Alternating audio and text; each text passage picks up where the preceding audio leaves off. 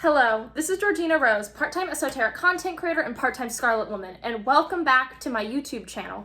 On this channel, we talk about magic, mysticism, the occult, and everything on the fringes of esoterica. And in this video, we're going to be talking about planetary magic. This is part of my Occult 101 series, which is sort of the bread and butter of my channel, where I give short, beginner-friendly introductions to many occult paradigms, concepts, and traditions, so you can have a springboard for further research.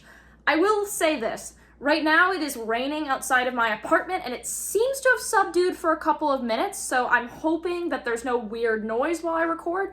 But if there is, there has been some negative weather today, so go ahead and cancel Zeus over it. Can't control that.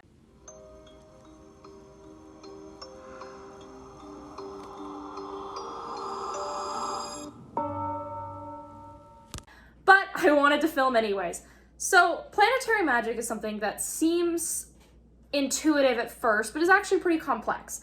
Most people, when they get into the occult, especially if they enter it through a witchcraft lens, will hear the term cosmic witch or astro-magician come up a lot, but a lot of people don't realize that planetary magic is an entire school of magic that goes back hundreds and hundreds of years and has appeared in numerous cultures, traditions, and frameworks. It's much more complicated than simply incorporating the planets or using planetary timing, though those things are very important. I actually have an entire video on planetary timing on this channel that you can check out if you want to know how that works. But this video, we're going to go a little further than just using the planets to time rituals and talk about how to actually work with the planets directly and what that actually looks like. So first, I'm going to do a very quick review of what the 7 classical planets mean in the occult. If you're experienced, this will be a little bit of a refresher, so I'm going to move pretty quickly so that it doesn't take up too much of the video. But for those who are new, I think it's really important to get a grasp of what the main planets we work with are. So they're the 7 classical planets because they're the planets that people have worked with the longest. There are now what we know as the outer planets, such as Pluto, Neptune, but the technology to see them didn't exist until relatively recently, so they really aren't relevant when we talk about older schools of magic. In fact, creating correspondences for them has actually been a newer thing, so really the bulk of understanding of them does come with modern astrology, which modern astrology can very easily be integrated into planetary magic. You can apply these ideas to those, but they don't have such a robust history, so I'm going to not include them for that reason. But here are the 7 classical planets. As well, I know in modern scientific terms, we don't consider things like the sun to be a planet, but people did for a lot of history, so we're gonna go with what they thought. So first, there is the sun. The sun is representative of the ego, the identity. It's strong, it's powerful, it's the self, it's that valiant, triumphant, egotistical, almost power to it.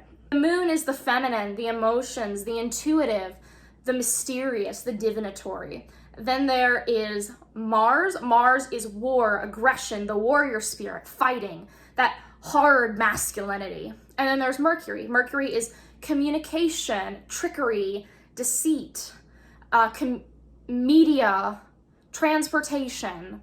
Then there's Jupiter. Jupiter is growth, expansion.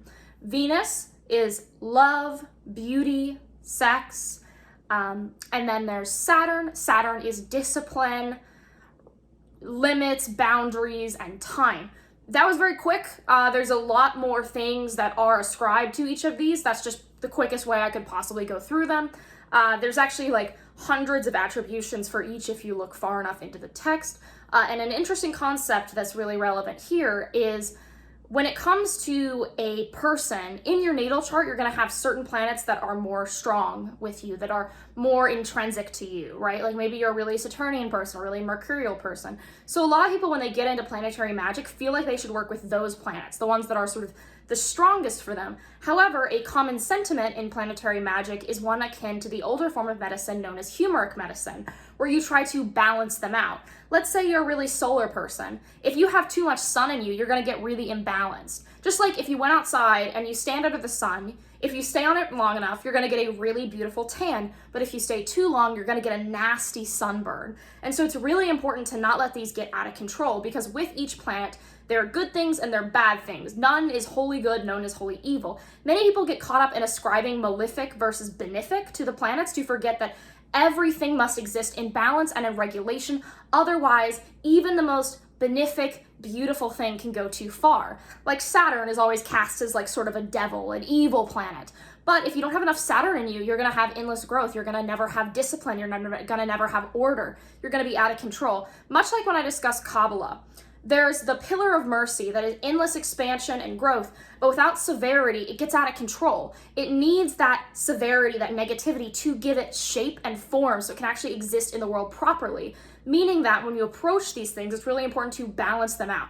Aleister Crowley, the founder of Thelema, who I personally am a big fan of, if you've been around this channel for any amount of time, you're going to know that, really believed that people should work with things that are counter to their energy. Let's say you're a man. It would be really good for you to work with a goddess so you can see the other side, because Aleister Crowley believed that when you smash two opposites together, through that creates the equilibrium, the ideal form, the perfect form. So with planetary magic, it's very easy to follow in that model, take advantage of that, and really use that to guide what you're doing so that you don't solely become one thing. Of course, there's nothing wrong with only working with one or two. You don't need to work with all 7, that's a lot, but it can be really good to remember that balance. Like for me, I work with Saturn really heavily. Sometimes I need to step away from that and get a little bit of Jupiter in my life so that I don't become, melancholic, depressive, which is sort of the negative side of the discipline and order-based planet that is Saturn. So now let's talk about the major sort of schools of thoughts and traditions of planetary magic. Planetary magic, as I mentioned earlier, is not simply one tradition. It's not a single thing.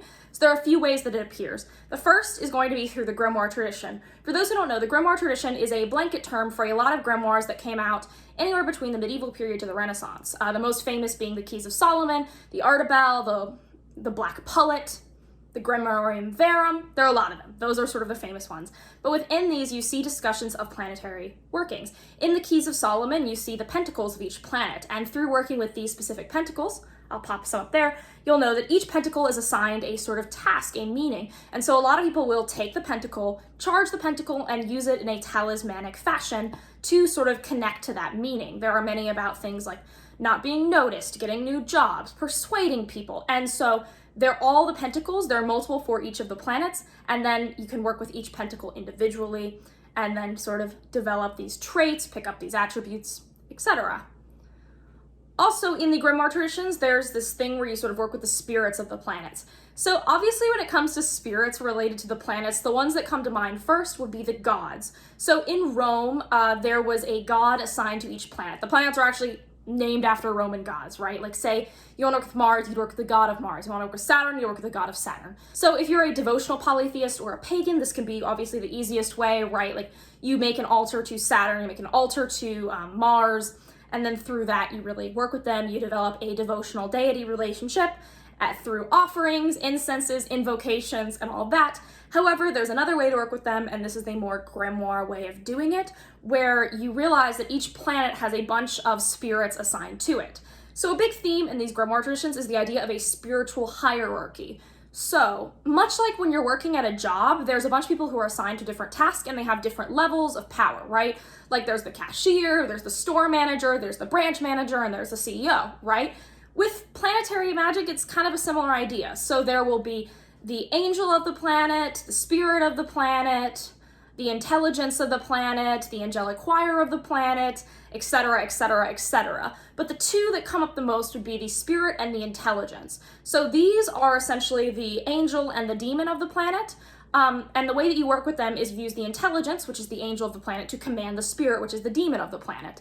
You can, of course, work alone with the spirit of the planet, but this is highly advised against in almost every single grimoire, because without the intelligence, the spirit is sort of out of control. It's sort of like holding up a gun, but not having a target.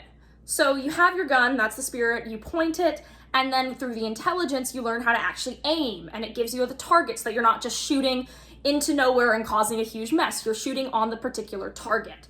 I personally made a big mistake with this early in my practice. My God, did I learn my lesson. So make sure you do that. You can even take this further and use like the angelic order of the planet, it goes, etc., etc. The way that you would do this is you call them down the order. When you're doing things with demons in Goetic magic, the way that you do it is you call Yahweh, which is the Abrahamic God, into your body, and then use the power of God to command the demons. Very, very similar. You're just using the intelligence to command the spirit. It's sort of like calling someone's manager and the manager telling them to do the task. You're being a spiritual Karen, but it is effective and it's much safer and less risky. So there's a reason why people have been doing this for so long, and that it was such a common theme across magical systems of the period. And then there is the Picatrix. The Picatrix is sometimes lumped in with the grimoire tradition, sometimes not, because it is a Arabic text rather than one from, Europe. So that's sort of the difference. But this is one of the most common texts that planetary magic ideas come from. Specifically, if you're working with planetary magic as an astrologer, this is something you're going to reference a lot. So there are sort of two types of people who work with planetary magic, and that would be like ceremonial magician occultist, and then astrologers who dabble in astrological forms of magic. I find those types, the astro types, tend to pull heavily from the Picatrix. The Picatrix is a really complex text, and it has a bunch of different techniques in it. There's not like one spiritual technology that is taught in the Picatrix. I've actually considered doing an entire video on the Picatrix. Though one thing to be very, very careful with the Picatrix, some of those formulations that are in there, because it's such an old text, are not very safe by modern standards. So please be careful and have a critical eye when looking through the Picatrix. Another way beyond being a polytheist or working with the Picatrix or the Grimtrad to do it is through modern ceremonial magic. So one of the more popular ceremonial magic texts that has come out in recent years is something known as Seven Spears. Seven Spears is a book on planetary magic through this very chaos-based framework, and it views it in a very different way. It views each sort of planet as a spear. And for those who work from a more archetypical psych model style approach, this can be really appealing, because if you have that sort of idea of how magic works, not being as like literal exterior entities, but as archetypes that you tap into, viewing it as a set of spears can be a very effective way to view these things. And what this book teaches is that you should work through each spear one by one. A lot of people take this to do it as a series of initiations. So you'll initiate by doing solitary rituals with each planetary body and then work through them progressively. And then at the end, you sort of have a framework of reference, and then you can work with them on their own. So I find Seven Spears very, very useful. I think that it's a great text, and it's a very modern way to do it if you're someone who likes modern self-initiatory ceremonial magic, rather than working with pentacles or doing the very lengthy processions that working with spirits and intelligences are going to be. This is much more stripped down. Obviously, if you're going down a command of spiritual hierarchy and using the power of higher spirits to command lower spirits, that's not a quick ritual, so a lot of people want something more stripped down. Moving on with stripped down ways to do it is you can actually incorporate planetary magic techniques into witchcraft. So, content warning, we're going to go into some of my UPG and some of my personal practice. So I've realized that there are a lot of things in these practices that you can extract from them and apply to other things. A common thing associated with planetary magic are what is known as magic squares. Magic squares are a thing that pops up all over Western esotericism. You see it when you talk about gematria, you see it with the Abramelin ritual, you see it like everywhere. But each planet has their own square, and these squares are perfect for doing workings with. So what you can do is you take a planetary entity you want to work with, let's say Saturn, because I'm a big Saturn stan, and what you're going to do is do a ritual to put more discipline into your life. So you wake up on a Saturday, which is Saturn's day, you pick a Saturn's hour, you can calculate that online, there's no need to manually calculate planetary hours in 2021, and then you're going to take the magic square, you're going to draw it on a piece of paper or some sort of thing that you're going to root your candle on. And then you're going to take a candle that's black and you're going to carve some Saturn sigils into it. So there are a number of sigils associated with each planet. So of course there is the astrological glyph that we're all familiar with. Everyone knows these. Even normies who are into astrology Twitter know this. But there are also, from like the spirit sigil, there's a sigil for the intelligence. But you're going to take these and you're going to carve them into the candle. And as well, each planet has numbers associated with it. So you could put an herb that's associated with the planet. There are countless correspondences. For every single planetary sphere, there are herbal correspondences, incense correspondences, squares, number correspondences. spirit correspondences. Like there are even like spirits that are not planetary named spirits that are associated with each. Like let's take the Roman thing for example. Anyone who knows anything about religion knows that the Romans kind of copy pasted the Greek ideas. We're all familiar with this. Of course, they did change things, but you know, Rome and Greece are pretty similar. So if the planets are named after the Roman gods, right, then the Greek gods that the Roman gods are adaptations of would retain those correspondences. So you can even pull from those. You can really expand outwards. As well on tarot cards, let me grab one. If I can grab a tarot card successfully, that is. Right, here we go. This is the Four of Wands in the Thoth deck. You're gonna notice, look right there. That's an astrological sigil, isn't it? So you could even put one of these tarot cards that relate to your goal, because at that point you can get even more specific, because each tarot card has such a specific meaning. You can put the spirit, the intelligence, the square all around your candle, and then use a specific tarot card that relates to your goal. Obviously, this would not be the one to use in your Saturn discipline spell. It's just the one that I grabbed. I would have to pause and look through the entire deck to find which one I would use for that. And we're in the middle of filming, so I'm not doing that.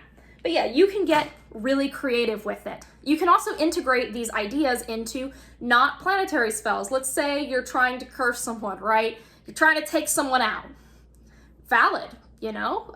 We all have our moments. We're not judgmental on this channel, so if you're gonna curse someone, you got your little like folk curse method planned, you could easily time it according to the planets. Or you could add a Mars correspondence in there. When you're picking out the correspondences, you could go, what do these planets correspond to? As well, an idea that you see a lot of astrologers who also double as occultists doing is they will make ritual materials on the specific transits. So for those who are not astrology versed, when the planets move around, there are these things called transits, where say Mars will conjunct Saturn, right? And let's say you want to connect to that energy. So you're gonna make an oil using correspondences, and you're gonna like finish the oil off on the day of that transit. Or say you're making an incense. You would make the incense recipe using corresponding things and do it on the specific day so that it retains that correspondence and value. I think the most beginner version of this, and I'm not a fan of moon water, but if you've been online, you're gonna know in like the new agey, baby witchy spaces, a common thing is to take a cup of water and charge it under the full moon and then like have the energy of the full moon with you. Personally, I don't do moon water. I think it's a little overdone and overhyped, but that alone teaches you the idea that you can make certain things on specific days to retain that energy and connect to that. Also, if you're a ceremonial magician and you want to consecrate your tools, because you should be consecrating your tools, consecrate your tools. Why would you not consecrate your fire wand on a day that's martial, or using a transit that has a very martial, intense, masculine energy? You can take this really far. And so in a way, planetary magic is something that you can add on to an existing practice. There are people who solely devote their time to, say, working with the Picatrix or working with the Pentacles, but you can really apply planetary magic everywhere. To be honest, I think it's an essential skill for any occultist to know to some degree. Obviously, not everyone is going to buy into this stuff because, you know, we all have our different paths, we all have our different beliefs. You can buy into one occult idea without buying into all of them, but I think this is a versatile set of spiritual skills that can be implemented in everyone's practice. As always, there's going to be a list of books below that I really recommend reading that are related to this video and that can really help you. But yeah, I mean, that's pretty much a gist on planetary magic. Let me know if you guys want sub videos on any of the topics within, or if you want like a what do the planets mean in-depth video, because I did really speed through that. There's a lot more going on than what I said. But thank you guys for watching. I post on here twice a month, every other Thursday, but you get an extra video every month if you join my Patreon, as well as you get ritual guides. If you pay enough, you can talk to me directly and I can give you spiritual advice. And yeah, you can find me there. You can also donate directly on Ko-Fi if you're not a fan of Patreon. You can also find me on so many social media platforms. I make a lot of content on places other than here. I'm on Instagram, I'm on TikTok, I'm on Twitter, I'm on Patreon, as I mentioned, I'm on Twitch. I stream twice a week with Warrior Witch Nike, who's another YouTuber here. I also host the podcast Magnolias and Magic, everywhere podcasts are found. And I'm also on Telegram if you're a fan of alternative platforms. So find me places. I really appreciate you guys watching, and have a lovely day, night, or afternoon wherever you are. And like, comment, subscribe, and ring the bell. And if you're subscribed for 93 days, you'll meet your holy guardian angel, and you won't need to learn anything about what the planets mean. Please don't call the Better Business Bureau on me when that doesn't work. Anyways, have a lovely night, and thank you for watching.